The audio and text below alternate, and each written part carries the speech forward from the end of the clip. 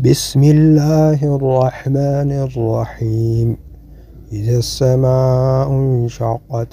وأذنت لربها وحقت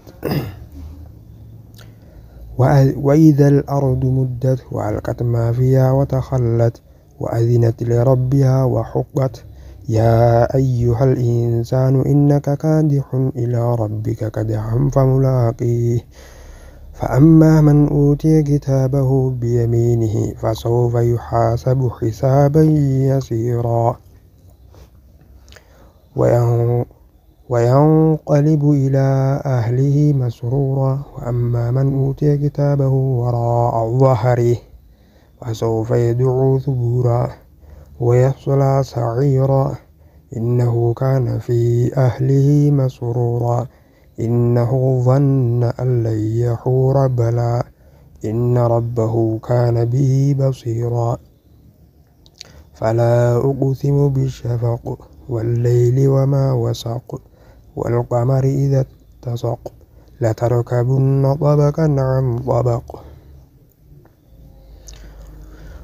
والقمر إذا اتسق لتركبن طبقا عن طبق فما لهم لا يؤمنون وإذا قرئ عليهم القرآن لا يسجدون بل الذين كفروا يكذبون والله أعلم بما يوعون فبشرهم بعذاب أليم إلا الذين آمنوا وعملوا الصالحات لهم أجر غير ممنون. بسم الله الرحمن الرحيم. ويل للمطففين الذين إذا اكتالوا على الناس يستوفون وإذا كالوهم أو وزنوهم يخسرون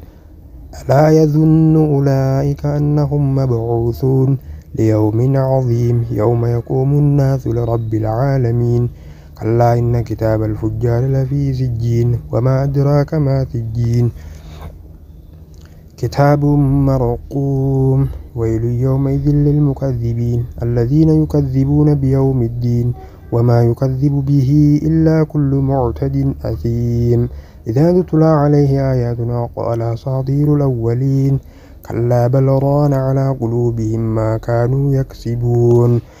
كلا إنهم عن ربهم يومئذ لمحجوبون ثم إنهم لصال الجحيم ثم يقال هذا الذي كنتم به تكذبون كلا إن كتاب الأبرار لفي عليين وما أدراك ما عليون كتاب مرقوم يشهده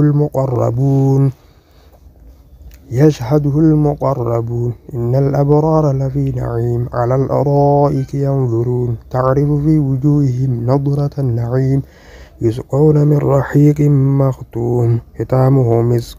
وفي ذلك فليتنافس المتنافسون ومزاجه من تسنيم عينا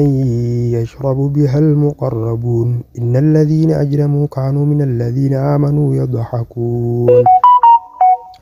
وإذا مروا بهم يتغامزون وإذا انقلبوا إلى أهلهم انقلبوا فكهين وإذا رأوهم قالوا إن هؤلاء لضالون وما أرسلوا عليهم حافظين فاليوم الذين آمنوا من الكفار يضحكون على الأرائك ينظرون هل ثوب الكفار ما كانوا يفعلون.